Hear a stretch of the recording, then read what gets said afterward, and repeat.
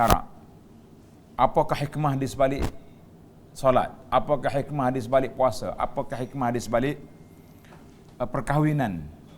Dan kenapa Islam membenarkan poligami contohnya, dan juga perceraian dan beberapa larangan. Jadi kita ini, keindahan Islam ini lebih kepada orang panggil rahsia syarak ataupun objektif hikmah syarak. Maka dalam kitab kita ini, tajuk yang kita akan bincangkan di sini pada kuliah kita ini dalam bab yang keempat. Tengok di muka surat 143. Muka surat 143, bab yang ketiga, bab kekeluargaan. Perkara yang keempat iaitulah warisan ataupun pusaka. Warisan ataupun pusaka. Para jemaah sekalian, ada sebuah kitab yang menarik, kitab yang kecil, nama dia Ar-Rahabiyah. Nah, ini untuk orang belajar, kalau nak belajar ilmu pusaka, iaitulah dia panggil kita Ar-Rahabiyah. Jadi untuk kita mulakan bicara kita ni, suka saya baca muqaddimah kepada kitab Ar-Rahabiyah. Kitab ini dalam bentuk syair. Bismillahirrahmanirrahim. Awwalu ma nastaftihul maqala bi dzikri hamdi rabbina bihamdi dzikri hamdi rabbana ta'ala. فالحمد لله على ما أنعم حمدا به يجلو عن القلب العمى ثم الصلاة بعد والسلام على نبي دينه الإسلام محمد خاتم رسل ربه وآله من بعده وصحبه. Itu dipanggil bahasa syair. Awwalu ma nastaftihul maqala. Awal yang kita nak bincang dengan perbincangan kita ni, bidzikri hamdi rabbina ta'ala. Dengan menyebut, memuji Allah Subhanahu wa taala, Tuhan kita yang maha tinggi. Falhamdulillahi ala ma an'ama. Segala puji bagi Allah Taala di atas segala nikmat yang dikurniakan. Hamdan bihi yajlu 'anil qalbil 'ama. Pujian yang akan menjilah, mencerahkan hati yang buta. Thumma salatu ba'du wassalamu. Kemudian selawat, lepas daripada itu salam, ala nabiyyin dinuhul islamu, di atas nabi yang membawa agamanya, iaitu Islam. Muhammadin khatimi rusli rabbihi. Muhammad, penutup segala rasul-rasul Tuhannya, wa alihi min ba'dihi wa sahbihi, keluarganya dan juga para sahabatnya. Kita kata itu muqaddimah Ar-Rahabiyah. Jadi para jemaah, para penonton, para jemaah sekalian, bila kita bincang tentang pusaka, tengok dalam kitab Keindahan Islam ini dari muka surat 143. Bagi orang yang ada kitab, boleh buka. Apa makna harta pusaka? Di dalam bahasa Arab disebut al-faraid. Dalam bahasa Arab dipanggil al-faraid. Apa makna faraid? Iaitulah bahagian yang telah difardukan oleh Allah. Bahagian yang telah ditetapkan oleh Allah Azza wa Jalla. Tak boleh kita nak ubah suka-suka, sewenang-wenangnya, tak boleh. Jadi alhamdulillah dalam buku saya ni, kita sebut 10 perkara hikmah rahsia kenapa pusaka ini tidak diwakilkan kepada malaikat untuk membahaginya, kenapa pusaka itu tidak diwakilkan kepada Nabi SAW membahaginya, tapi Allah sendiri Jalla wa'ala yang membahagikan. Yastaftunak qulillahu yuftikum. Allah, orang mari tanya Nabi SAW, Allah jawab, qulillahu yuftikum, Allah yang akan jawab. Masya Allah, tabarakallah. Baik. Pusaka ialah, tengok dalam kitab, pusaka ialah bahagian yang berhak diwarisi oleh waris harta si mati selepas ditolak semua hak berkaitan yang lain yang wajib diselesaikan sebelum pembahagian pusaka. Jadi kita ni tak banyak hukum, jadi saya tambah di sini untuk para jemaah dapat memahaminya. Apabila mati seorang anak Adam tu manusia mati, maka ada 4 perkara yang kita kena buat. Ini tanggungjawab kita orang hidup terhadap orang yang mati. Yang pertama dia panggil mu'natut tajhiz. Iaitulah kita kena selesaikan pengurusan jenazah. Pengurusan jenazah ada beberapa perkara. Yang pertama, mandikan dia. Yang kedua, kafankan. Yang ketiga, salat. Yang keempat, kebumikan. Ini 4. Maka para ulama telah menggariskan kepada kita 4 perkara ini yang pertama sekali dibuat, yang kita boleh ambil daripada harta peninggalan si mayat, tidak dikira pusaka lagi, iaitu mu'natut tajhiz, upah ataupun perbelanjaan menguruskan jenazah mengikut syarak. Mandi. Kalau keluarga dia boleh mandi, mandilah. Kalau keluarga dia tak mampu, terpaksa kena panggil juru mandi, yang mungkin kita terpaksa kena beri sumbangan allowance pada mereka, 100 ke 200 ke, ambil daripada harta si mati. Kemudian kain kafan. Berapa harga kain kafan? Berapa kain kafan? Mungkin 200 kita letak, ataupun 100. Ambil. Solat lah. Solat tidak diupah. Sebab menjadi setengah budaya di tempat kita, Masya Allah, kalau orang, kita tengah solat jenazah ni, tengah ada kan mazhab budaya kita sini, dia bertukar. Sepatutnya doa kepada si mati di dalam solat setelah takbir yang ketiga. Takbir yang pertama, Al-Fatihah. Takbir yang kedua, salawat ke atas Nabi SAW. Takbir yang ketiga, doa untuk si mati. Kemudian takbir yang keempat, doa yang pendek, salam. Sebahagian daripada tempat kita, dia tukar format. Dia tak ikut sunnah Nabi SAW ini. Selepas takbir yang ketiga, doa kepada si mati, pendek je, ringkas je. Bila nak doa? Lepas solat. Kita kata ini terbalik. Saya senaraikan salah satu daripada perkara dia di bawah tajuk bertukar tempat. Ingatnya, mana-mana bertukar tempat, sepatutnya doa itu dilakukan pada selepas takbir yang ketiga, kita pergi tukar di doa selepas solat. Ini satu pertukaran yang perlu dikembalikan kepada asalnya. Tak ada dalam kitab suruh tukar macam tu. Jadi jangan kita senang-senang nak tukar, sebab perkara hukum hakam sunnah Nabi SAW biarlah kita kekal menjadi suatu sunnah al-muttaba', sunnah yang diikuti sampai bila-bila. Maka para jemaah, ni setengah orang ni bila doa lepas solat, ada orang lalu tengah soft, masuk duit dalam poket ataupun selit duit di tangan ni. Kita kata subhanallah. Kita berdoa kepada si mati dengan ikhlas. Kenapa main orang panggil selit duit dekat sini? Kita pun jeli tengok hijau ke merah kan, tengah-tengah doa tu. Macam-macam akan berlaku dunia ni, godaan tu banyak. Maka para jemaah sekalian, kita kena hati-hati, jangan sampai kita terperangkap dengan perkara yang budaya kita punya ibadat kita telah dijadikan satu budaya yang kita tidak tahu dari mana dia punya sumber datang asalnya, para jemaah sekalian. Maka itu dia panggil yang ketiga. Yang keempat, kebumikan jenazah. Biasanya kebumi ini perlu kepada belanja, dan orang gali kubur, apa lagi? Kalau rumah jauh terpaksa kena sewa van untuk dihantar jenazah. Kita kata itu je boleh.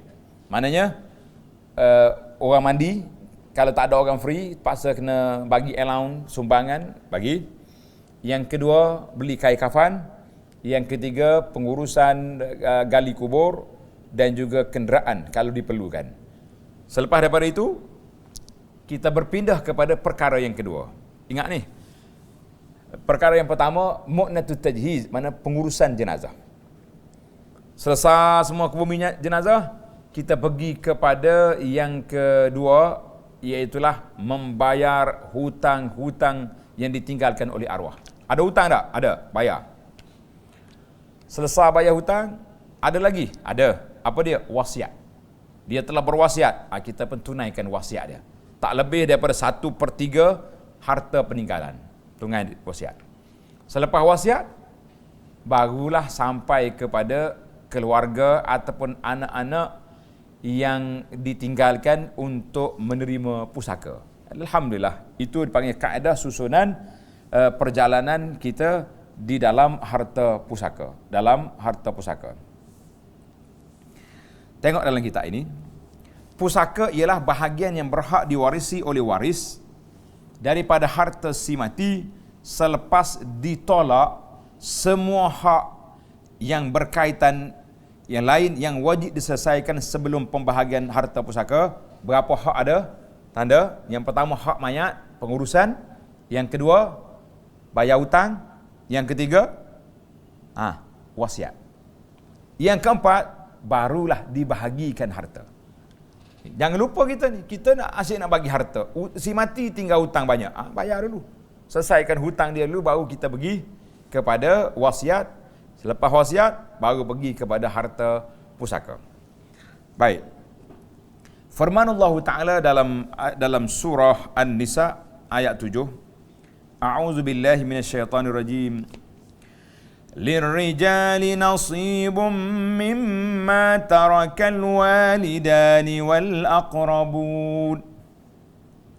وللنساء نصيب مما ترك الوالدان والأقربون مما قل منه أو كثر نصيبا مفروضا. Maksudnya, bagi orang lelaki ada hak bahagian daripada harta peninggalan ibu bapa dan kerabatnya. Tengok. Dalam ayat ini Allah naskan bagi kaum kerabat laki-laki ada bahagian mereka, dan bagi kaum wanita ada bahagiannya pula daripada harta peninggalan ibu bapa dan kaum kerabatnya, baik sedikit ataupun banyak. Maknanya harta pusaka itu berbeza-beza lah kan. Ada banyak, ada sedikit. Kita tak boleh nak kata itu dipanggil nisbah. Bahagian yang telah ditetapkan oleh Allah. Allah kata apa? Nasiban mafruḍa, artinya bahagian yang telah ditetapkan. Sebab itu nama dia faraid. Apa dia faraid? Mana bahagian Allah dah tetapkan. Orang ni boleh 1/2, orang ni boleh 1/4, orang ni boleh 1/6, orang ni boleh 1/8, ada orang full boleh ke dia semua. Itu dia panggil asabah. Maka dalam ayat ini Allah Ta'ala sebut kepada kita laki-laki dan perempuan. Laki-laki dan perempuan. Bagi orang laki-laki dia ada 10 secara umum, secara nak detail dia ada 15 penerima pusaka. Dalam Rahabiyah kata, وَالْوَارِثُونَ مِنَ الرِّجَالِ عَشَرَةٌ أَسْمَاؤُهُمْ مَعْرُوفَةٌ مُشْتَهَرَةٌ الْإِبْنُ وَابْنُ الْإِبْنِ مَهْمَا نَزَلَ وَالْأَبُّ وَالْجَدُّ لَهُ وَإِنْ عَلَى. Sedap kata kita baca syair tu kan. Saya hafal waktu belajar dulu, menarik ni.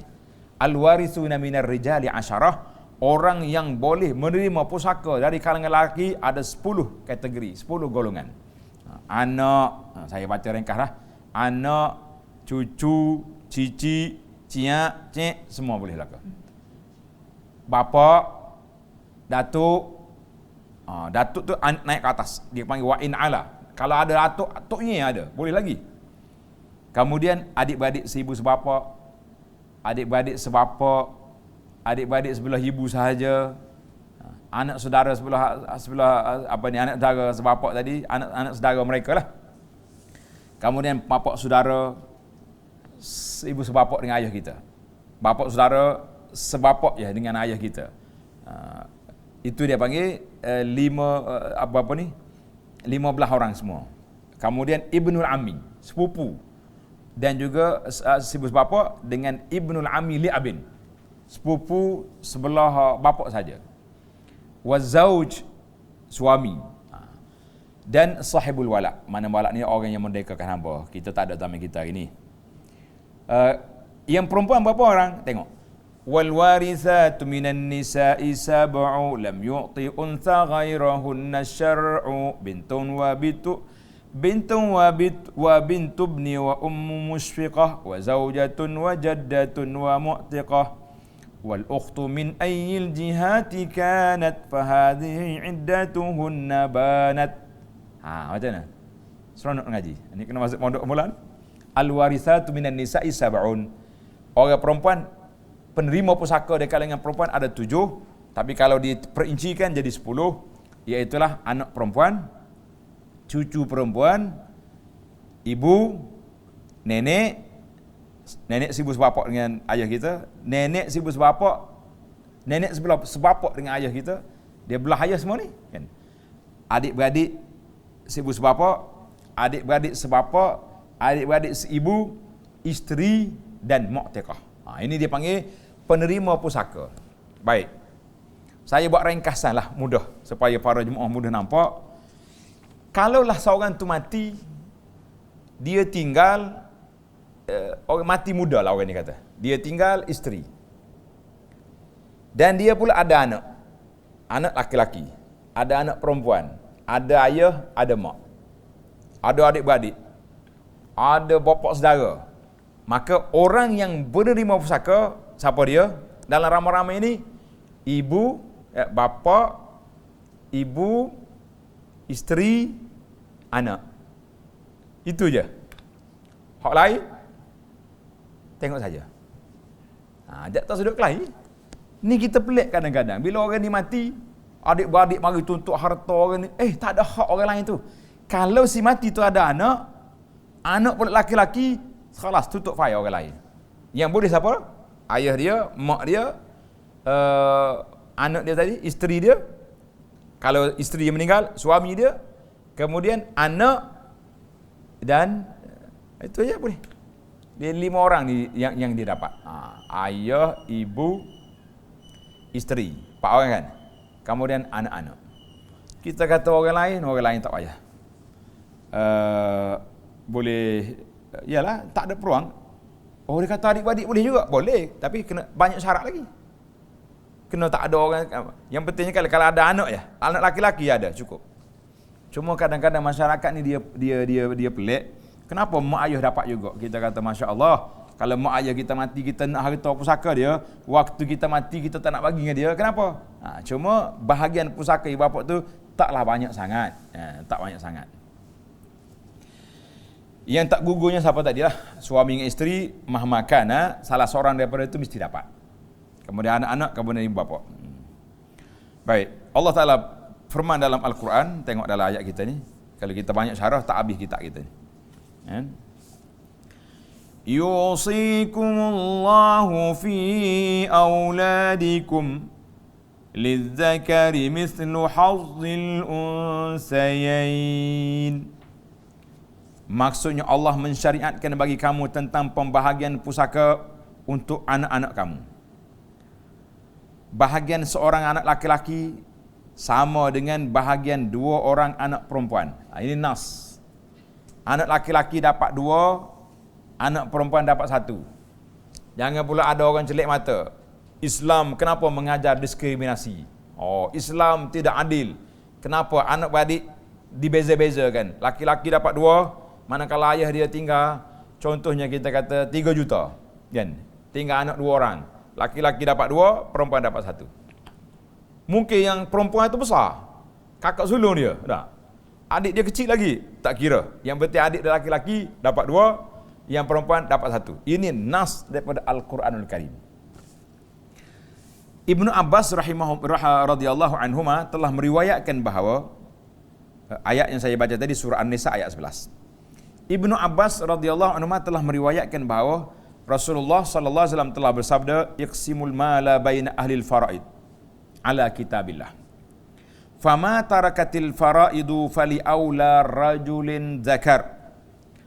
Maksudnya bahagikanlah harta antara ahli-ahli faraid, pewaris yang berhak sebagaimana yang tersebut dalam Al-Quran.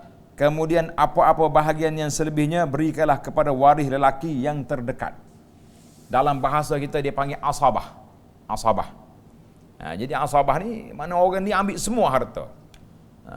Mudah lah. Macam contohnya orang ni dia mesti mati ni tinggal isteri, tinggal ibu, tinggal bapa, kemudian tinggal anak. Maka isteri dia ambil berapa? 1/8 sebab dia ada anak. Kalau tak ada anak 1/4.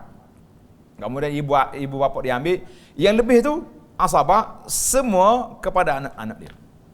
Kalau laki-laki seorang ambil dia belaka.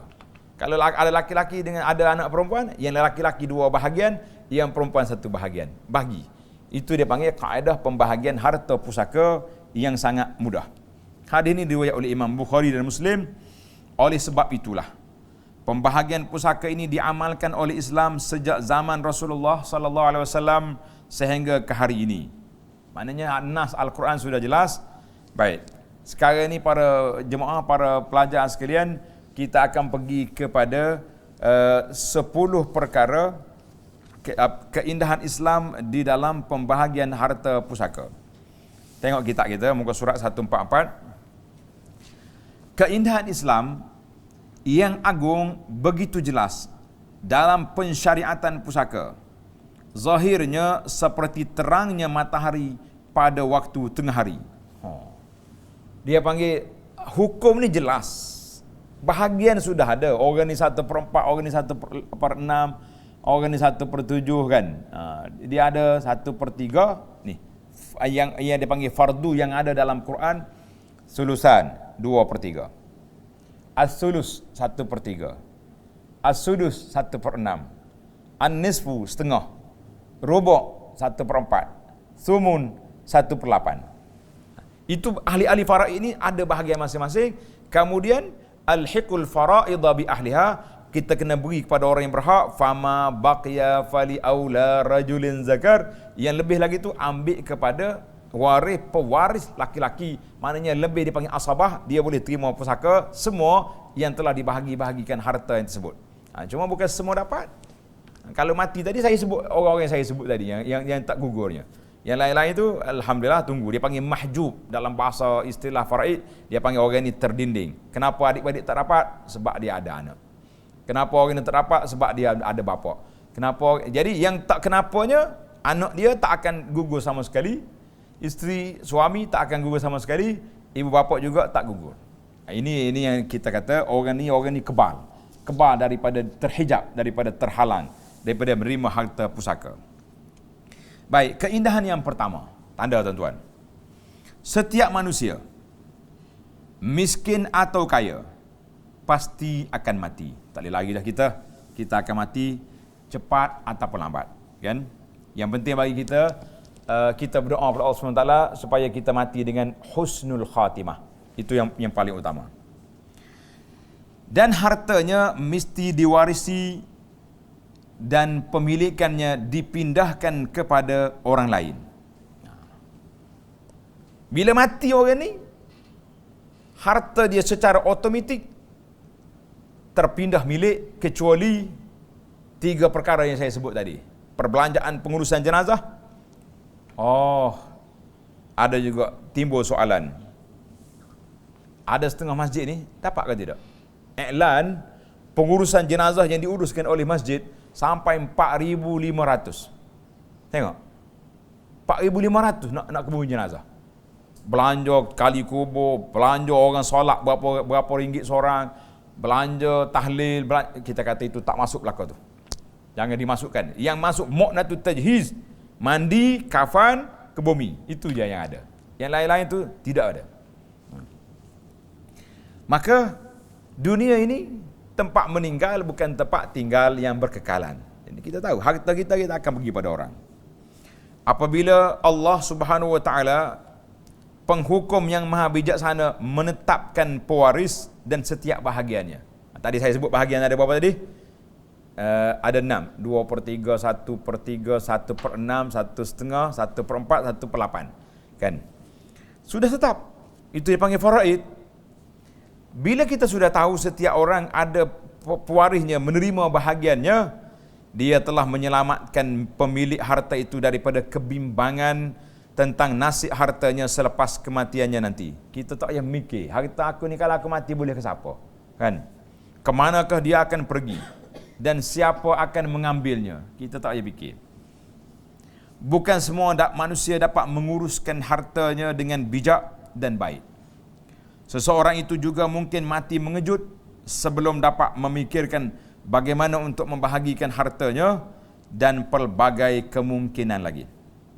Maka Islam dengan syariatnya yang sempurna dan penuh rahmat telah menyelamatkan pemilik harta daripada kerunsingan. Tak usah mikir ke hartamu. Silap perhitungan dan pengurusan harta yang buruk dengan menetapkan para waris dan bahagian masing-masing yang khas secara penghubungan yang jelas. Jadi kita tak usah mikir, kalau aku mati nanti anak kesayanganku ni dapat apalah dia. Isteri yang ditinggalkan apa yang dia dapat. Orang ni. Jadi kita tak payah mikir sebab Allah SWT telah menetapkan hak masing-masing. Alhamdulillah. Itu dia panggil indahnya Islam. Kita tidak bergantung dengan syarikat-syarikat pengurus harta pusaka. Mereka nak tolong bantu itu jelas. Tapi kalau kita tak buat apa-apa pun, harta itu akan pergi kepada orang-orang yang telah ditetapkan oleh Allah Azza wa Jalla. Keindahan yang kedua, syariat Islam tidak memberi kuasa kepada pemilik harta ataupun pewarisnya ataupun orang lain untuk memilih pewaris harta atau membahagikan harta. Kita tak ada. Tidak kata lepas kita mati ni panggil mesyuarat semua keluarga, family datang, mari kita mesyuarat, kita tengok siapa yang patut terima harta aku, siapa terima. Tidak. Kita panggil orang yang telah disebut oleh Allah dalam Al-Quran.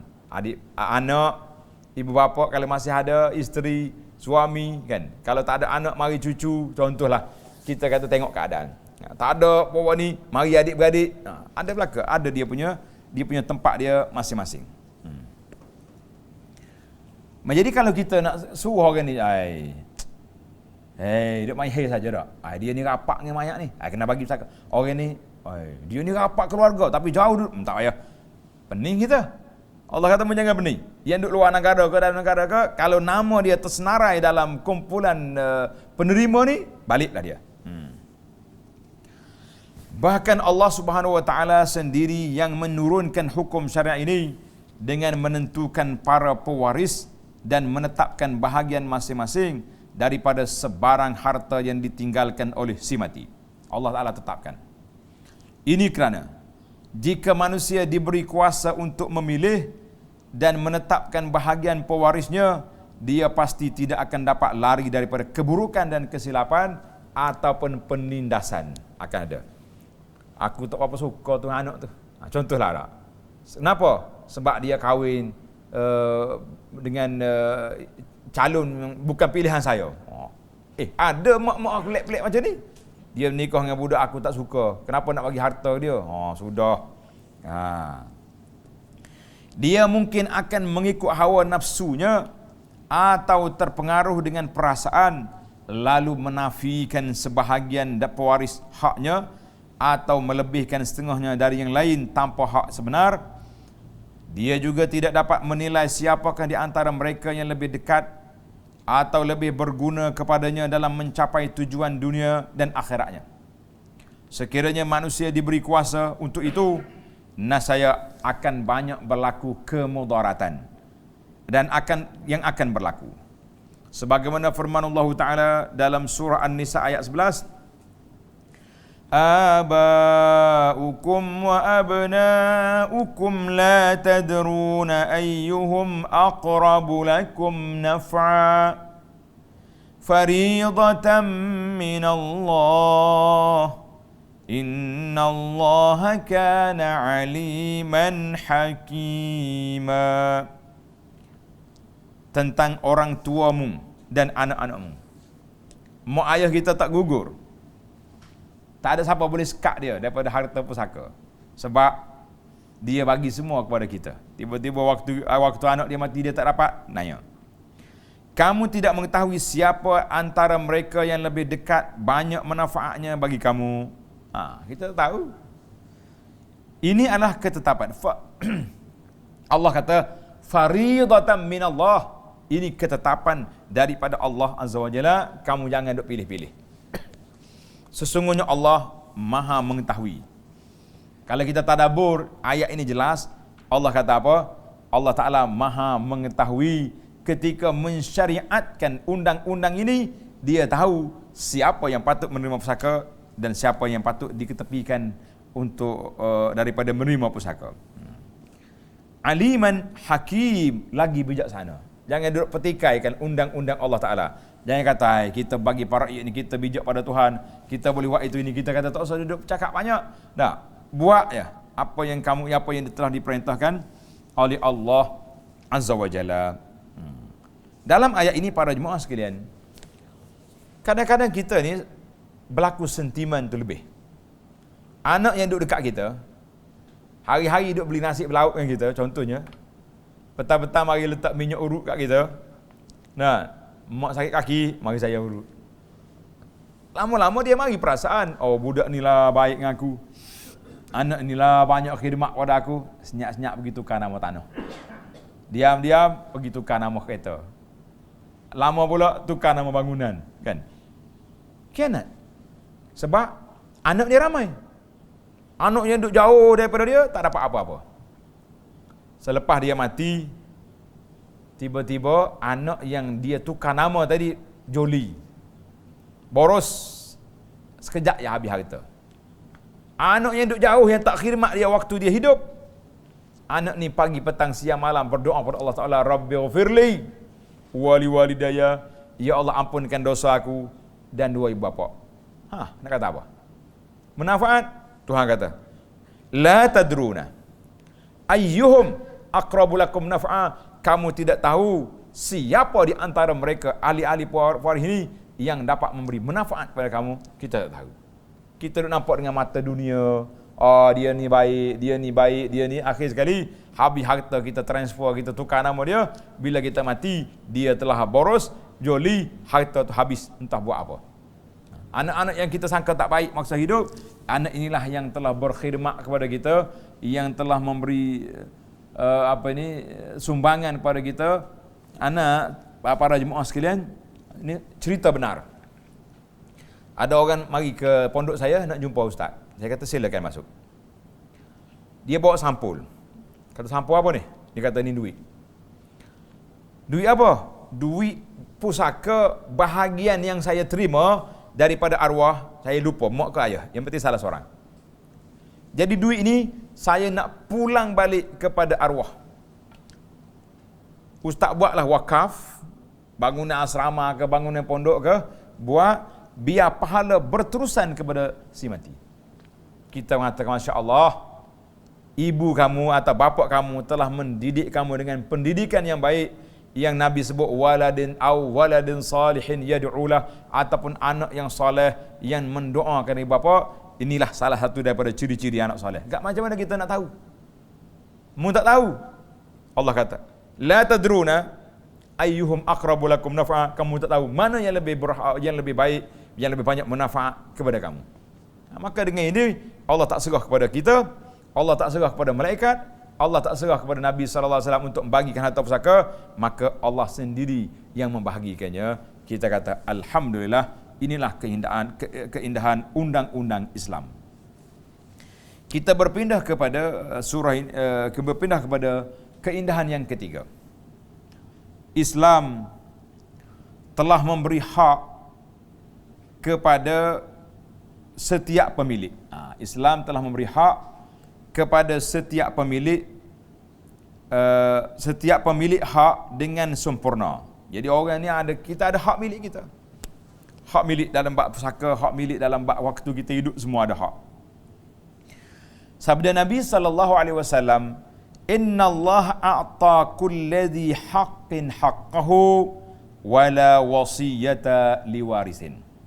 Maksudnya, sesungguhnya Allah telah memberikan hak kepada setiap pemiliknya, maka tidak harus ada wasiat kepada pewaris. Ini dalam masalah ini, hadis ini dikeluarkan oleh Imam Abu Daud, At-Tirmizi dan lain-lain.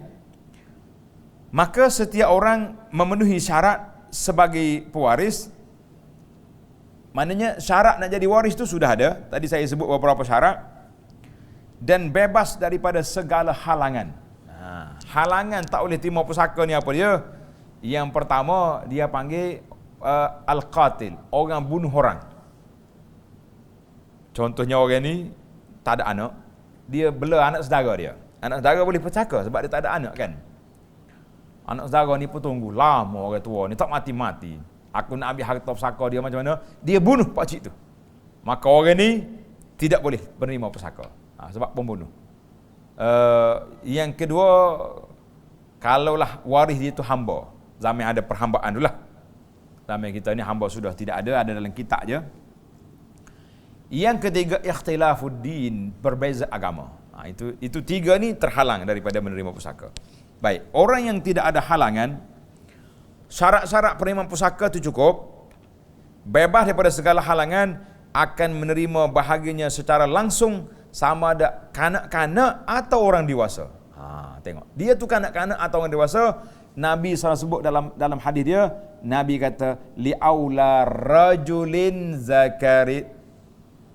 Kalau orang belajar bahasa Arab, rajulun itu laki-laki, kan? Kenapa Nabi guna zakar? Zakar tu jins, jantina. Laki-laki, jantina dia laki-laki. Tak kira dia tu tua, budak, kanak-kanak, kuah beranak. Ayah dia mari nak tengok anak di hospital, aksiden, mati. Anak dia boleh pusaka. Budak kecil kau besar, itu anak dia. Tak boleh kita nak ketepikan. Laki-laki atau perempuan, yang lemah atau yang kuat. Kalau anak dia Down syndrome, budak OKU kata orang, terima pusaka. Pewaris utama maupun cawangan. Pewaris utama tadilah berapa orang yang kita sebut tadi? Ibu bapa, suami, isteri, anak-anak. Ini dipanggil pewaris utama ini. Cawangan tu hal-hal itu lah, cucu, cici, adik-beradik, itu dia panggil hawasi. Bahkan sepupu-sepupu pun, kalau dah tak ada lagi waris lain, sepupu pun menerima pusaka juga. Maka melalui cara ini, Islam telah menghapuskan ketidakadilan besar yang dialami oleh kaum perempuan seperti terdapat dalam undang-undang yang diamalkan oleh kaum Yahudi, Rom, Greek dan orang Arab pada zaman jahiliyah. Orang Arab ni, kanak-kanak dia tak bagi pusaka. Apa budak kecil tak pandai bawa senjata lagi, nak pusaka dah tepi. Orang perempuan pun tak dapat juga. Itu kerja jahiliyah. Maka Islam menghapuskan sistem zalim itu dengan cara sistem faraid. Islam juga membuang ketidakadilan dilakukan oleh Arab jahiliyah terhadap kanak-kanak. Seperti kanak-kanak lelaki tidak dapat mewarisi harta kerana mereka tidak boleh membawa senjata. Itu alasan dia.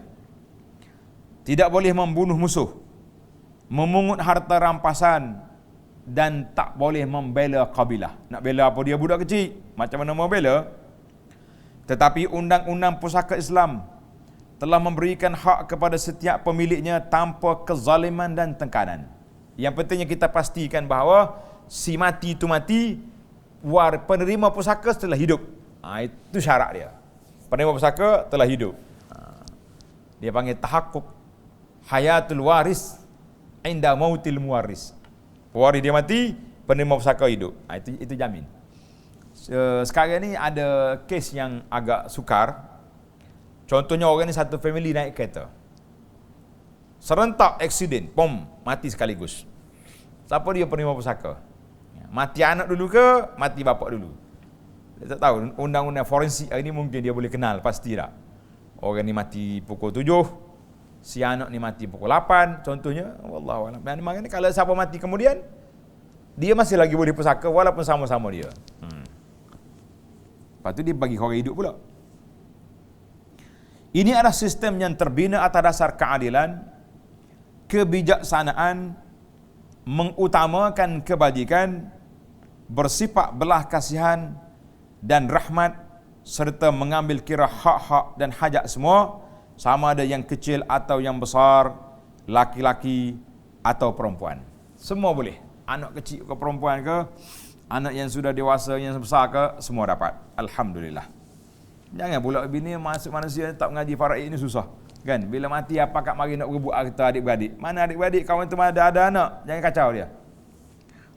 Keindahan yang keempat, Islam tidak memberi kuasa bebas kepada pemilik harta untuk mengatur hartanya sebagaimana yang dia suka. Dia juga tidak mempunyai hak untuk menambah atau mengurangkan bahagian mana-mana pewarisnya. Begitu juga dia tiada hak langsung untuk mengharamkan terus mana-mana pewarisnya, kecuali dengan sebab tadi. Tetapi Islam juga tidak menghapuskan terus hak pemilik untuk mengaturkan hartanya. Bahkan ia membenarkan pemilik harta untuk mengaturkan 1/3 daripada hartanya sebagaimana yang dia mahu. Tanda pelajar, 1/3 dia panggil wasiat. Contohnya kita hari ini, kita ada harta banyak. Kita nak derma, takut kita nak guna. Kan aku sakit esok, nak masuk hospital, siapa nak tanggung, macam-macam. Maka kita kata ginilah, harta ini aku nak milik ketika aku mati. Macam mana cara? Kita berwasiat. Satu wasiat, 1/3 daripada harta aku wakaf kepada jalan Allah. Wakaf untuk majlis ilmu, wakaf untuk masjid, wakaf untuk pondok, untuk anak yatim, untuk itu hak kita. Alhamdulillah, Allah Ta'ala beri peluang bagi orang-orang yang tak mau derma waktu dia hidup. Seorang sahabat nama Sa'ad bin Abi Waqqas radhiyallahu anhu meriwayatkan bahawa dia telah mengalami sakit tenat yang hampir membawa kepada mati ketika berada di Makkah. Sa'ad ni sakit. Rasulullah sallallahu alaihi wasallam telah menziarahinya. Bila Nabi datang, dia berkata, "Wahai Rasulullah sallallahu alaihi wasallam, saya banyak mempunyai harta dan tidak ada sesiapa yang akan mewarisinya kecuali seorang anak perempuanku." Allahu Akbar. Hartanya banyak, anak perempuan seorang ada. Bolehkah saya mewasiatkan 2/3 daripada harta untuk kebajikan? Banyak. Rasulullah sallallahu alaihi wasallam bersabda, "Tidak. Banyak tu." Saya berkata, "Separuh. Saya wasiat setengah." Nabi SAW berkata, "Tidak. Banyak." Saya berkata, 1/3. Boleh tak 1/3? Maka Nabi SAW bersabda, "As-sulusu kabirun." Ada riwayat kata as-sulusu was-sulusu katsir. "Innaka in tarakta waladaka aghniya khairum min an tatrukahum 'alatan yatakaffafuna an-nas. Wa innaka lan tunfiqa nafaqatan illa ujirta 'alaiha hatta luqmata tarfu'aha ila fi imra'atika." Maksudnya, Nabi kata apa? 1/3 itu pun banyak. Tapi dibenarkan. Hadis ini menunjukkan bahawa wasiat boleh 1/3. Nabi kata apa? "Ya Sa'ad, sesungguhnya lebih baik bagi kamu untuk meninggalkan para anakmu kaya daripada meninggalkan mereka miskin dan meminta-minta daripada orang lain."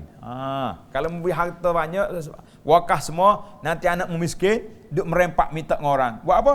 Baik, tinggal harta kepada mereka. Sesungguhnya, apa-apa saja yang kamu belanjakan di jalan Allah akan dikira sebagai kebajikan. Walaupun sesuap makanan yang kamu berikan kepada isteri kamu. Artinya, semua nafkah kita tu, kita niat kerana Allah Azza wa Jalla, kita boleh pahala, termasuk makanan yang kita bawa untuk keluarga kita. Alhamdulillah. Semuanya berpahala. Hadis ini dikeluarkan oleh Bukhari dan Muslim.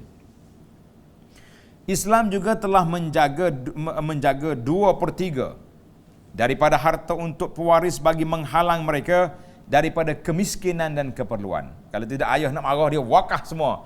Dia wasiat semua, nanya ke anak. Tuhan kata tak, 2/3 untuk anak-anak. Ia telah memberi kepada pemilik harta 1/3 bahagian hartanya untuk diwasiatkan pada jalan kebajikan. Mudah-mudahan ia dapat menebus kembali di akhir hayatnya apa yang telah dia terlepas daripada amal kebajikan pada zaman mudanya. Kita waktu kita hidup ni kita bakhil. Orang Kelantan kata kopi, kan, nak derma kopi, sayang, bakhil. Akhirnya dekat-dekat nak mati, jangan betul-betul dekat nak mati baru buat, tak jadi. Waktu kita di akhir hayat kita masih sihat molek, kita pun panggil keluarga semua, kita tulis wasiat. Aku berwasiat 1/3 harta aku ni fi sabilillah. Bagi. Anak kata jangan abah.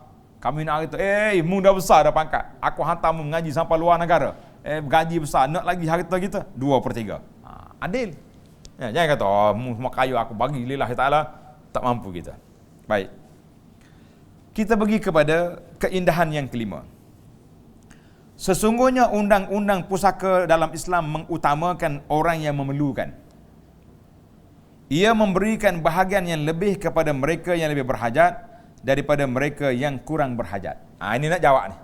Tengok, yang kelima ini menjawab tuduhan Islam diskriminasi wanita. Dia kata Islam ni tak hormat pada wanita. Kenapa laki-laki dapat banyak, dua, kakak dia wanita dapat satu? Ini jawab. Tengok jawapan tuan. Oleh sebab itu, bahagian yang dipusakai oleh anak-anak lelaki si mati lebih banyak daripada yang dipusakai oleh bapa si mati, kerana si anak bapa dia mungkin boleh 1/6 ya. Anak dia boleh habis harta. Kenapa? Kerana si anak baru memulai kehidupan mereka dan lebih memerlukan duit yang merupakan asas bagi semua peringkat kehidupan. Manakala bapaknya pula mereka sudah berada di penghujung usia dan tiada apa lagi yang tinggal bagi mereka kecuali sedikit waktu. Ayah dia ambil sikit sudahlah. Maka mereka hanya memerlukan sedikit bekalan untuk hari tua. Juga hanya sebagai tambahan daripada harta yang telah mereka kumpulkan sewaktu mudanya atau apa-apa yang telah diwarisi daripada bapa mereka sebelumnya. Jadi orang tua ni sudah ada dah. Ini kanak-kanak baru nak naik. Jangan dek kelaing dia. Kerana sebab itu juga Islam selalu memberikan kepada kaum lelaki 2 kali ganda lebih banyak daripada bahagian anak perempuan dalam pembagian harta pusaka. Sebab apa? Anak lelaki yang mewarisi harta bapaknya 2 kali ganda lebih banyak daripada bahagian saudara perempuan, dia bakal menjadi seorang suami yang akan membayar mahar perkahwinan untuk isterinya, menanggung nafkah hidupnya, isterinya dan anak-anaknya. Kalau kita dah kahwin, ya, siapa dia yang bagi nafkah? Suami. Siapa yang bagi mahar? Suami. Isteri diam-diam je asyik terima, duduk tunggu nak beli barang kemah dia tu. Jadi kamu diam. Sebab satu Islam bagi 2 kepada si anak laki-laki. Dia juga harus menanggung saudara perempuannya jika mereka masih berada di bawah jagaannya.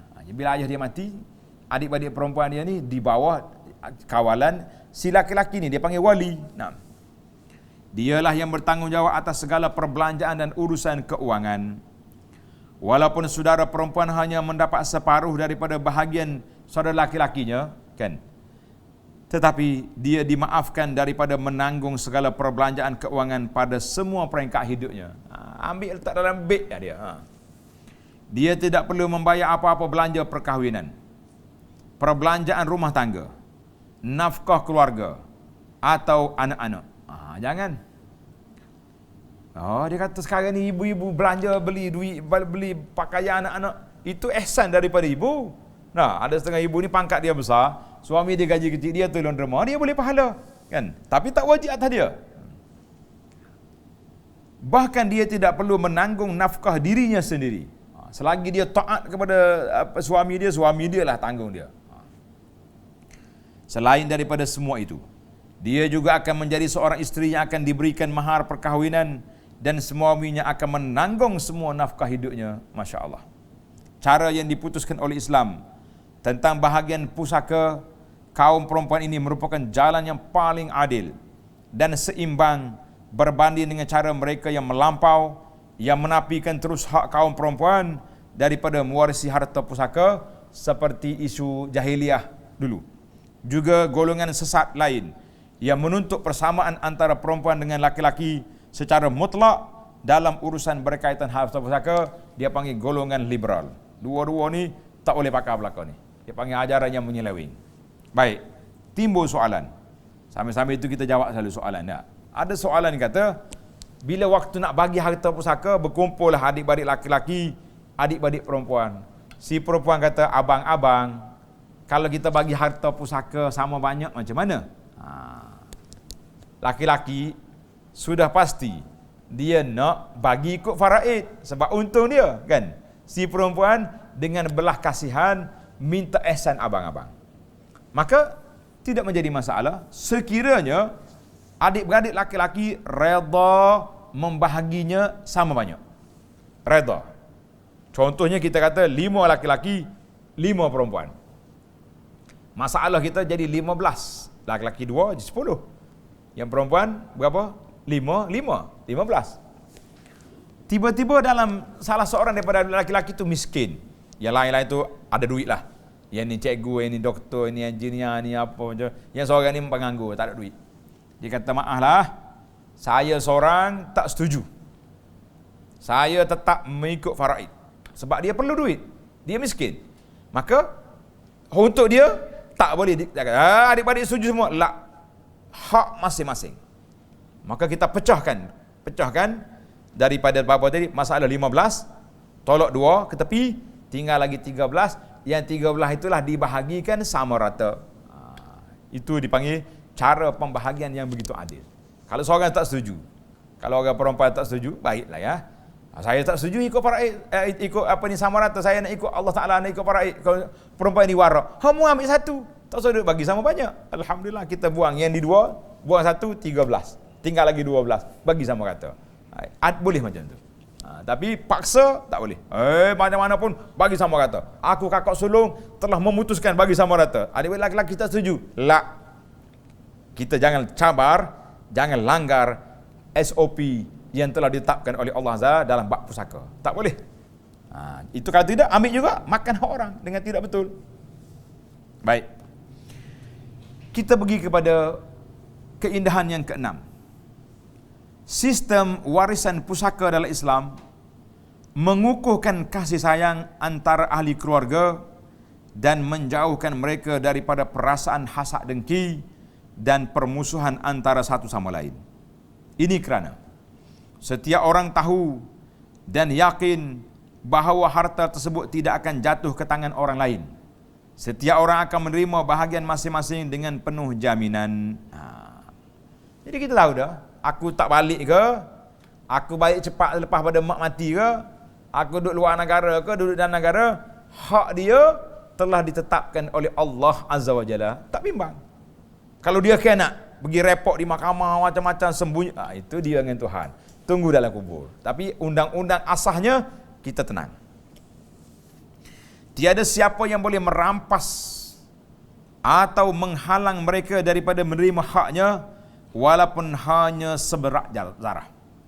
Ini akan merapatkan mereka dan menambahkan kasih sayang antara mereka serta menjauhkan perasaan hasad dengki, iri hati dan permusuhan. Pernah satu hari An-Nu'man bin Bashir, ayah dia ni sayang, maka dia beri kepada Nu'man ni harta dia lebih. Beri. Mak dia kata, tak boleh macam ni. Kita ada anak lain ramai lagi. Aku tak setuju. Habis, mari kita pergi jumpa Nabi SAW. Bila pergi jumpa Rasulullah kata, semua anak mau bagi tak? Tak, anak ni je. Nabi kata, ishad alayya ghairi, pergi suruh orang lain jadi saksi, aku tak mau. Ini pembahagian yang tidak betul.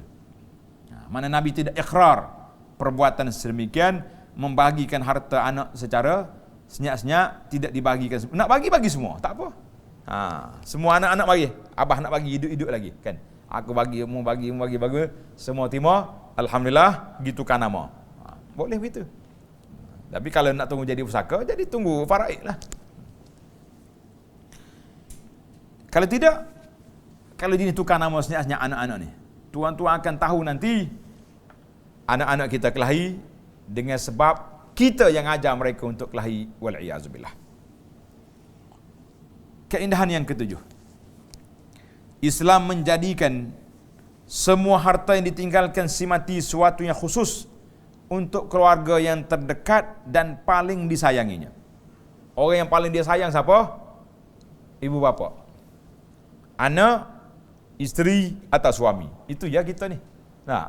Kadang-kadang kat suami boleh bini kat, isteriku yang tersayang. Hari-hari duk tulis kat Facebook. Penat. Ibuku disayangi. Ibu disayangi, isteri yang tersayang. Macam mana ni? Kenapa tak sayang ke ibu? Kita kata dua kesayangan yang berbeza. Sayang ibu bapa, dia panggil sayang atifi. Sayang, kasih sayang sebagai anak. Orang yang telah melahirkan kita, orang yang berjasa kepada hidup kita besar, dan sayang kepada isteri dia panggil sayang kepada perasaan dan juga keinginan. Sebab ini isteri. Dia akan khidmat kepada kita, akan bantu kita, akan macam-macam akan. Jadi dua itu berbeza, maka kita tak salah. Kita kata ibu yang disayangi, isteri yang disayangi, boleh ya. Tapi janganlah melampau-lampau sayang. Akhir sekali, suatu masa nanti kita tahu apa akan jadi. Adakah kesayangan itu berterusan ataupun tidak. Dengan ibu bapa kita sayang berpanjangan. Pada itulah kata orang, anak dengan ibu kan berbeza. Mak waktu kita kecil, dia suka kalau kita besar cepat. Nah, anak pula bila ibu sudah tua, dia suka kalau ibu tu mati cepat. Ni anak yang tak baik lah. Anak yang baik-baik tak mau dia. Baik. Yang ke 7, Islam menjadikan semua harta yang ditinggalkan si mati suatu yang khusus bagi keluarga yang terdekat dan paling disayanginya. Kebanyakan mereka kerabat terdekat dan lebih banyak memberi bantuan kepada si mati secara umumnya. Allah Ta'ala sebut dalam Quran surah An-Nisa ayat 7, lirrijali nasibum mimma tarakal walidani wal aqrabun walinnisa'i nasibum mimma tarakal walidani wal aqrabun mimma qalla minhu aw kathura nasiban mafruḍa. Bagi laki-laki ada hak bahagian daripada harta peninggalan ibu bapa dan kerabatnya, dan bagi wanita ada hak bahagian pula daripada kaum harta peninggalan ibu bapa dan kerabatnya, baik sedikit atau banyak, menurut bahagian yang telah ditetapkan oleh Allah Azza wa Jalla. Jadi kita tak bimbang. Cuma tadi ada sedikit masalah. Masalah orang ambil anak angkat. Ingat baik ini, ibu-ibu angkat, bapa angkat. Anak angkat bukan nasab kita. Dalam kaedah Islam, penerima pusaka ni dia panggil asbabul irthi. Dalam bahasa faraid dia panggil asbabul irsi. Sebab-sebab orang nak terima pusaka ada berapa? Dia panggil ada, tengok dalam faraid, dalam Arabiah kata asbabu mirasil wara salasatun kullun yufidu rabbahul wirasah wahya nikahun wa wala'un wa nasab ma ba'dahunna lil mawarisi sabab. Sebab penerima pusaka itu 3. Yang pertama sebab perkahwinan. Bila kita kahwin, marilah anak-anak, kan? Itu dia panggil sebab perkahwinan. Sebab perkahwinan, bila kahwin jadi isteri, jadi suami. Maka dua orang ni tetap boleh pusaka. Salah seorang daripada mati boleh menerima pusaka. Tak gugur sama sekali. Laki-laki akan dapat bahagian dia, kan? Setengah kalau tak ada anak. Kalau ada anak 1/4. Isteri dapat 1/2, 1/4 ataupun 1/8. Timbul masalah. Kalau isteri 4 orang, 4 orang 1/8 tu lah duk bagi tu yang pakat duduk main bakhil belakang tak mau bagi ni. Dia kata awak ni kalau nikah lain kak, nyanya bagi dah lah kita, kan. Yang kedua sebab keturunan, nasab. Anak, ayah, cucu itu dipanggil nasab. Jadi anak angkat nak duduk di mana? Tidak ada keturunan, tidak ada perkahwinan, maka saya nak bagi duit, nak bagi harta ke anak angkat ni macam mana? Tuan ataupun puan bagi waktu hidup sedekah dia. Tak boleh Ustaz. Kan sedekah kan dia lari pula. Ni banyak orang ni, anak angkat dia bila dia bagi harta, kawan tu lari. Boleh harta, tak kena dah mak angkat dia ni. Tak balik-balik ke rumah. Kenapa tak balik? Sibuklah ibu, sibuk akhir kali tak balik. Mungkin harta dia dapat dah. Maka jalan penyelesaian terbaik, wasiat. Tulis wasiat. 1/3 ni aku beri kamu, tapi dengan syarat jangan lari, jaga aku, dan macam-macam kita boleh buat syarat. Alhamdulillah. Baiklah para jemaah sekalian, kita pergi kepada kitab kita. Tamat 7 perkara tadi dia kata secara umumnya keindahan Islam dalam bab harta pusaka. Kemudian kita pergi kepada yang ke-8. Apa dia kata? Antara hikmah Islam dalam menghadkan pewarisan harta pusaka kepada anak-anak si mati, keluarga dan kaum kerabatnya. Kenapa dia tak bagi umum global? Dia bagi pada keluarga, bagi pada anak-anak. Kenapa? Tengok yang ke-8. Ketika seorang itu hidup, dia akan menggunakan dan membelanjakan hartanya untuk keluarganya dan kaum kerabatnya. Mesti dah keluarga kita beli banyak. Ketika si mati masih hidup, mereka mendapat faedah daripada harta tersebut untuk memenuhi keperluan dan tuntutan hidup mereka. Anak-anak dapat, nak beli apa pun boleh. Maka adalah tidak adil sama sekali untuk merampas harta tersebut daripada mereka selepas kematiannya dan memberikannya kepada orang lain yang tiada kaitan dengannya. Tiba-tiba orang lain mengambil pusaka anak, tak dapat lah. Bahkan ia wajib menjadi pusaka bagi pewarisnya. Sabda Nabi sallallahu alaihi wasallam, "Wa man taraka malan fali warasatihi." Sesiapa yang mati dan meninggalkan harta, maka dia adalah milik untuk para pewarisnya. Pewarisnya telah digariskan oleh Allah Azza wa Jalla dalam Al-Quran. Hadis ini dikeluarkan oleh Imam Muslim. Yang ke-9, sifat semula jadi manusia menyayangi anak-anak dan ahli keluarganya. Dia bekerja dan berusaha sepanjang hayatnya untuk kebahagiaan mereka. Betul dah kita ni tak? Kenapa susah cari makan? Untuk anak-anak lah ni. Beli rumah. Kenapa beli pula rumah? Untuk anak. Kenapa beli kebun pula? Untuk anak. Semua untuk anak dia. Sehingga Nabi sebut dalam hadis, Nabi kata al-waladu majbanatun wa mabkhalatun. Anak pinak ni menjadikan seorang itu bakhil ataupun penakut. Kenapa tak pergi jihad? Kan mati kan anak kecil, siapa nak jaga? Anak. Kenapa tak pergi jihad? Tak boleh. Kenapa tak infak? Harta ni simpan ke anak. Tak apalah. Itu naluri manusia. Orang yang boleh infak, dia berpegang dengan apa yang disebut oleh Nabi sallallahu alaihi wasallam, harta kita ni 3 perkara: yang kita makan, yang kita pakai, yang kita sedekah, wa ma siwa zalika, lain daripada itu adalah harta orang. Sebab itu Nabi tanya para sahabat. Nabi tanya, siapa di kalangan kamu harta orang lain lebih dia sayang daripada harta dia sendiri? Siapa? Sahabat kata, mana ada Rasulullah? Kita mesti sayang harta kita. Nabi kata, sayang harta kita yang benarnya, harta yang kita makan, yang kita pakai, yang kita infak. Yang lain-lain itu bukan harta kita. Baik, kita pergi kepada yang ke-9. Sifat semula jadi manusia menyayangi anak-anak dan ahli keluarganya. Dia bekerja dan berusaha sepanjang hayatnya untuk kebahagiaan mereka. Dia juga bercita-cita untuk meninggalkan harta yang mencukupi selepas kematiannya untuk keperluan mereka dan mengelakkan mereka daripada meminta-minta dengan orang lain. Yang pada dia minta sedekah, baik kita tinggal harta. Apabila seorang itu yakin bahawa selepas kematiannya nanti hartanya akan berpindah milik kepada mereka yang disayanginya, yang telah dicurahkan setiap keringatnya untuk kebahagiaan mereka sepanjang hidupnya, dia akan meninggalkan dunia ini dengan tenang dan aman. Tak apa, harta aku, anak aku ada.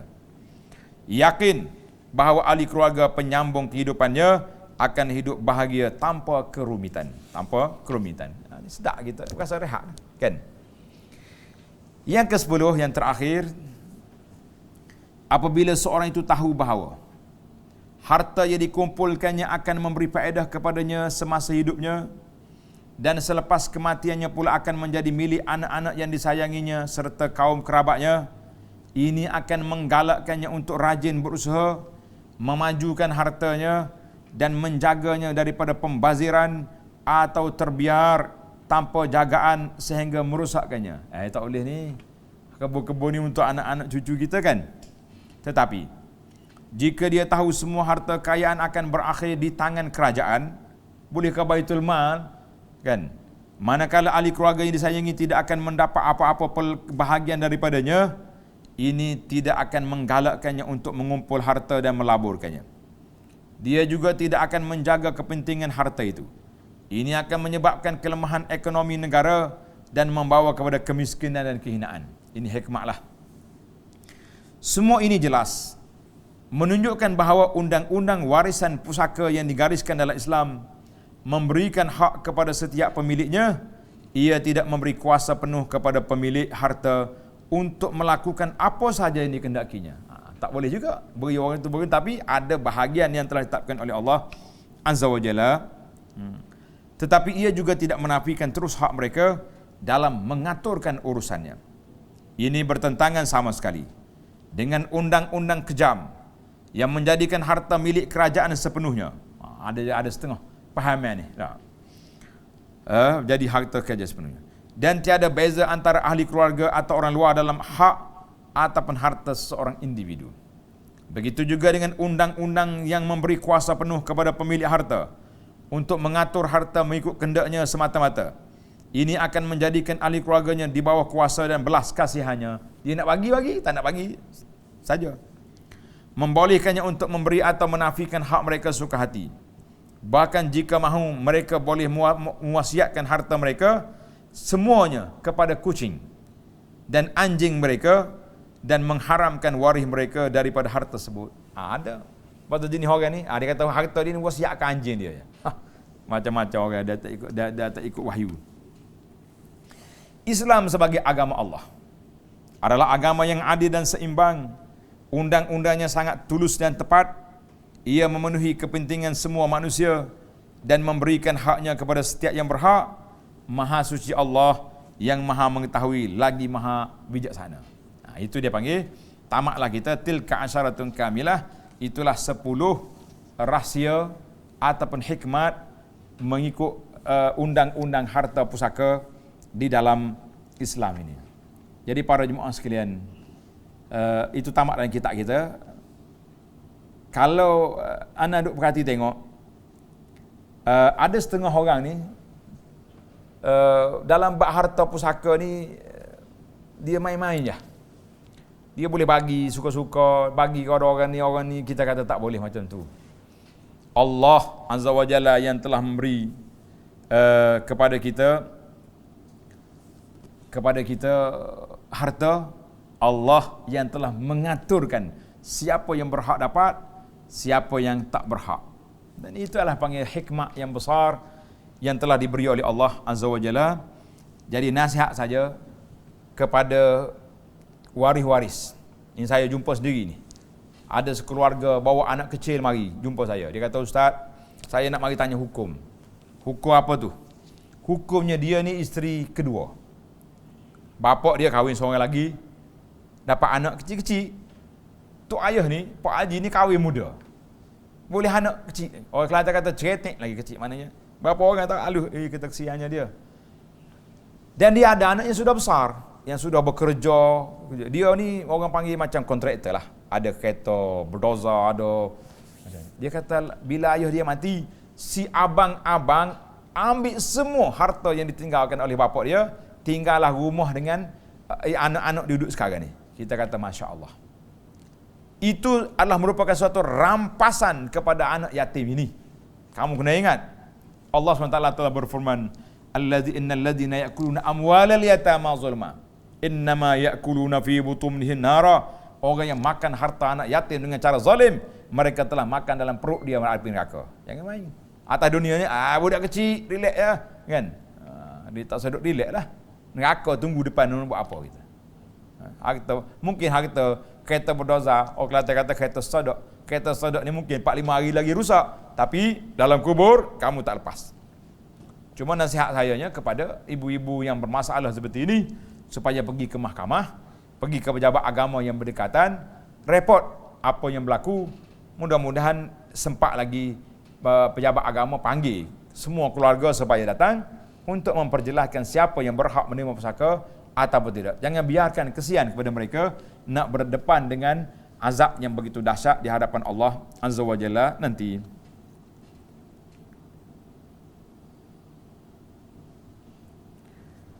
Ni ada soalan ni.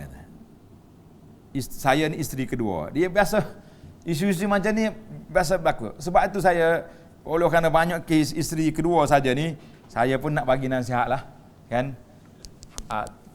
Tuan, kalau nak kahwin, beranilah sikit. Jangan main senyap-senyap.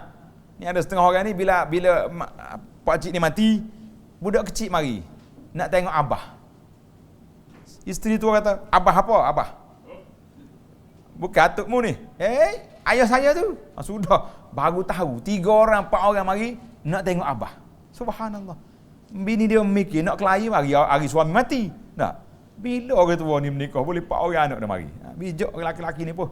Yang main senyap-senyap lagu ni payah kita ni. Jadi saya syorkanlah kepada saudara-saudara yang kahwin senyap-senyap, buatlah peristiharan. Biar isteri yang pertama mendapat hak dia, isteri yang kedua juga tidak terinaya, tidak diseksa, tidak menjadi perempuan macam perempuan simpanan gitu je. Nak pergi melepaskan nafsu, kemudian tak tahu duduk mana. Kita kata tidak, ini manusia yang tidak bertanggungjawab terhadap anak-anak dan isteri dan juga di hadapan Allah Azza wa Jalla nanti. Dia kata dia ni isteri yang kedua dah 10 tahun nikah. Panjang cerita dia ni. Ayah isteri pertama, suami dia ada 3 orang anak. Yang pertama lah kan. Saya tak ada anak dengan suami.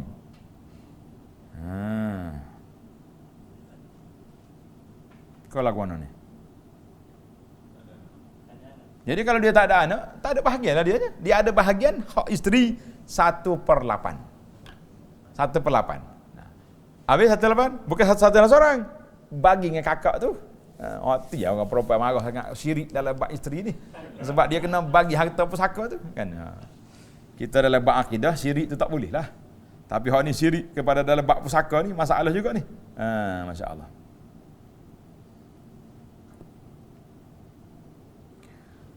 So tadi saya dah jawab apa pendapat tuan dalam masalah pembagian harta pusaka mengikut pembahagian sama rata, tak ikut faraid. Ini terpulang kepada keluarga masing-masing.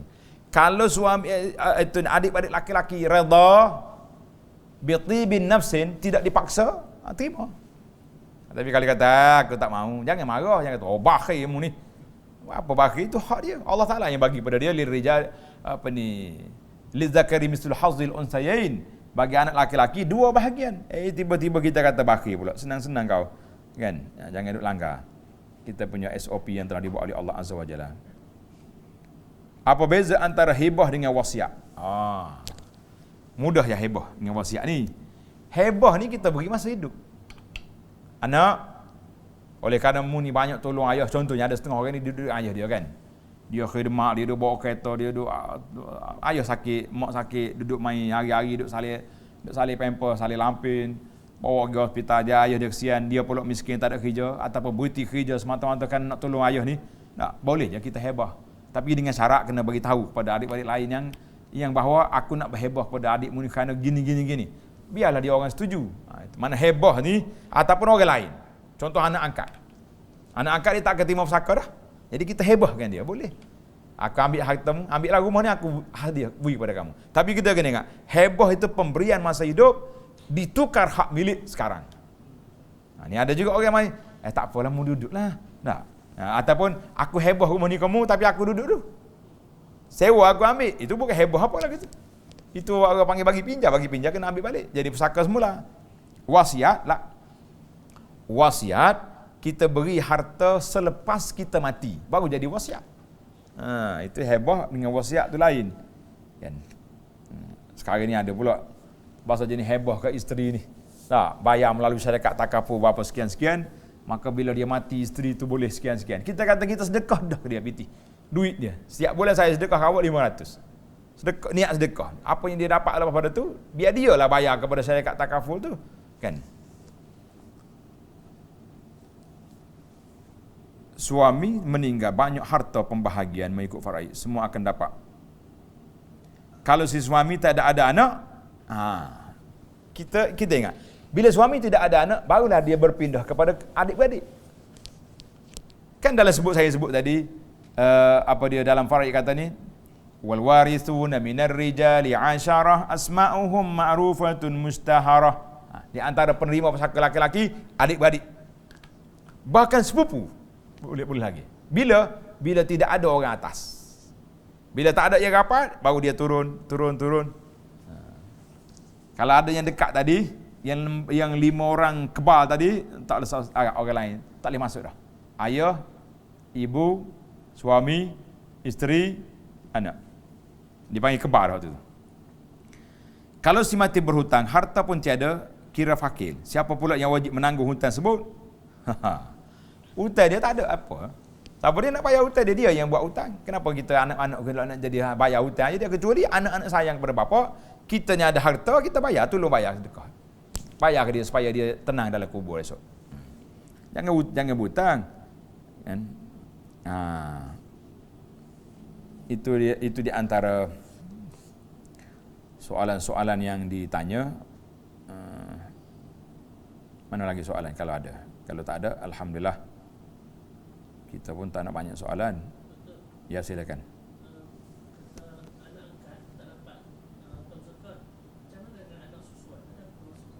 Lah, anak susuan termasuk dalam dia mahram dalam bab haram pergaulan. Tapi dalam bab pusaka, tidak masuk. Pusaka macam anak angkat juga. Kalau nak bagi dengan dia, bagi hebah awal-awal lagi ataupun wasiat.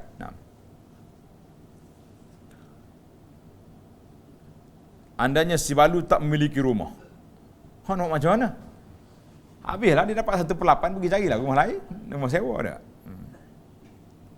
Orang ni mengidap penyakit perlukan rawatan seumur hidup.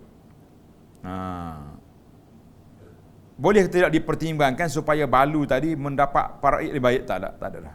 Tak boleh lagi. Tak ada dah. Harta pusaka ni 1/8, 1/8. Dia seorang ke, dia 4 orang ke isteri, bagilah adik-beradik 4 sister ni bagi belaka pok dia. Dia miskin ke dia kaya, itu je bahagian dia. Kalau tak ada juga, adik-beradik dia lah pula kena tanggung dia. Ataupun kalau tak ada juga adik-beradik, dia pergi kepada Baitul Malil Muslimin. Kan kita ada pusat zakat, kita ada Baitul Mal, kita ada charity sana, charity sini, badan jabat kebajikan masyarakat. Dia orang ni lah yang akan tanggung mereka. Jadi tak boleh kita nak ambil daripada harta pusaka itu. Alhamdulillah. Ada lagi? Jadi kalau tak ada lagi soalan, kita kata alhamdulillah allazi nanti ada soalan. Sekiranya kita punya sejumlah harta yang ingin kita berikan untuk saham akhirat, sebaiknya dalam bentuk sedekah atau infak atau wakaf. Ini kalau kita ada harta, waktu kita hidup ni, kita nak lepaskan hak milik kita supaya menjadi hak kita kekal selepas kita mati. Maka nak jadi saham akhirat, kita ada 2 cara. Sedekah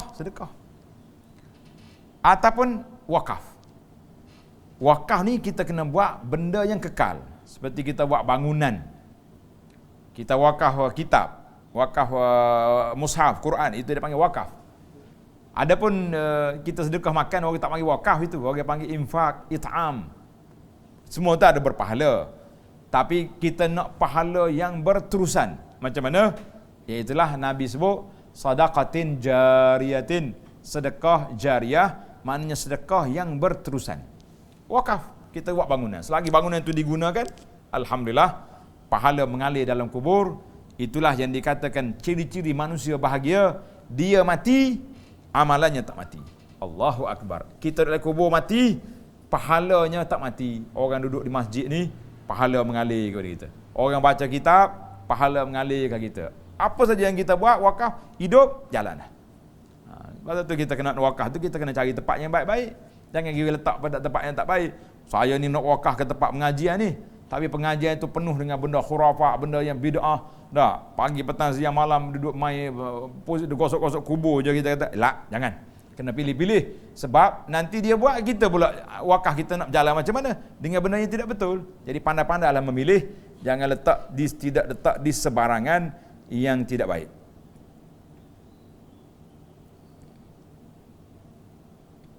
Baik, apa lagi soalan?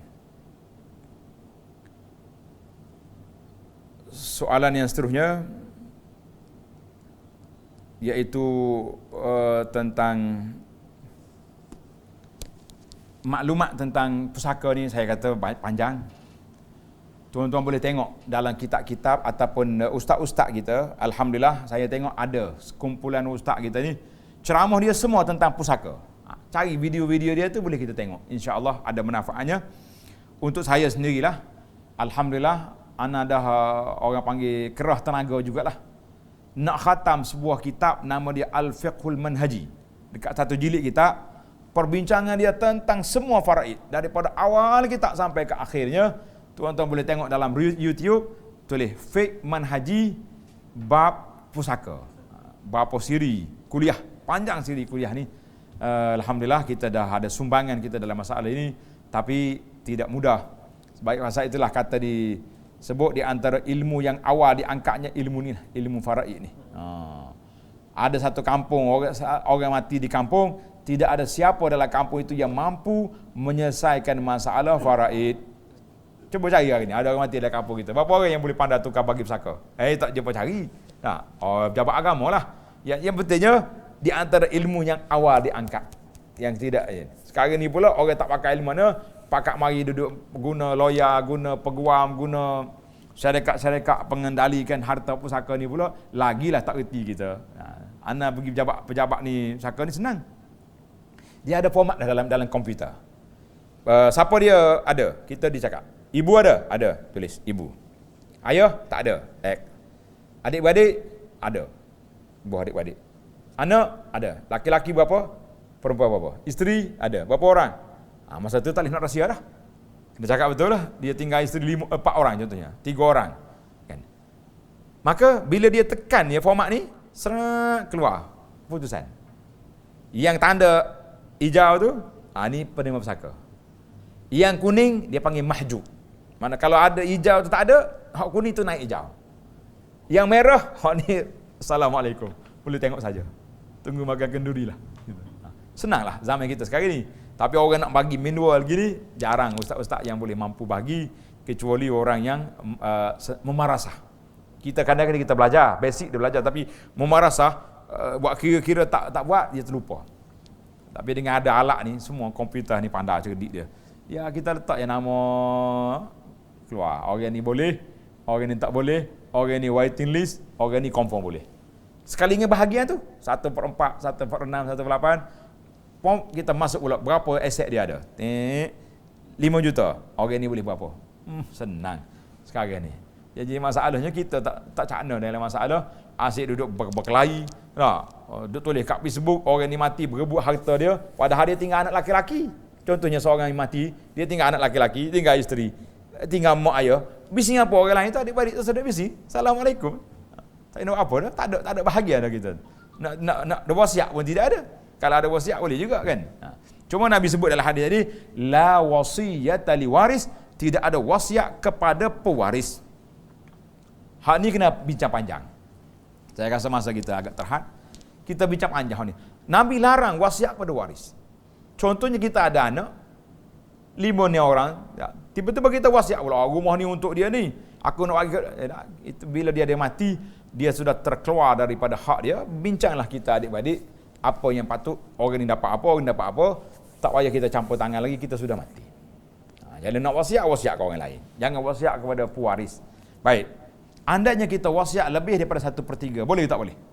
Maka di situ para ulama telah mengatakan dalam hadis kata illa biiznil warasah, dengan keizinan waris. Contohnya mak dia wasiat supaya buat masjid. Ingat ke masjid ni kecil je. Berapa? Kita kata 2 juta tak? Dia tinggal harta 6 juta. Bila buat jadi 2.5 juta. Berapa lebih daripada wasiat, lebih daripada 1/3? 500. 500 ribu lagi lebih. Itu perlu kepada persetujuan warasah. Dia kata tak apalah buatlah. Kami setuju dengan wasiat dia. Atau tak setuju, stop. Waris-waris ni pula kutip duit cukup 0.5 juta. Ni wakaf daripada kami sendiri. Masuk. Terpulang. Yang pentingnya kalau wasiat itu lebih daripada 1/3, maka dia perlu kepada persetujuan warasah. Mesti dipersetujui oleh keluarga dia. Itu kaedah. Wallahu alam. Wa sallallahu ala nabiyyina Muhammad wa ala alihi wa sahbihi ajma'in. InsyaAllah para jemaah sekalian, kita akan cari lagi tajuk-tajuk lain dalam buku-buku lain. Dan dalam buku ni pun banyak lagi ni tajuk-tajuk yang perlu kita bincangkan. Dalam bab kekeluargaan ni kita boleh bincang hak anak-anak.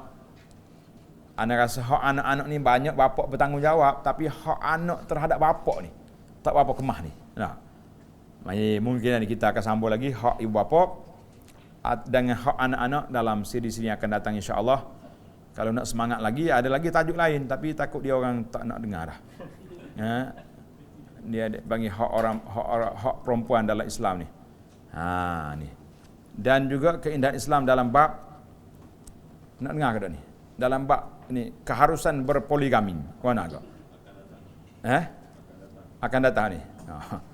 Naik semangat lalu. Ni. Perkara yang kedua, keharusan berpoligami. Kenapa Islam mengharuskan poligami? Ini kita baca nanti insya-Allah. Sekian, Assalamualaikum warahmatullahi wabarakatuh.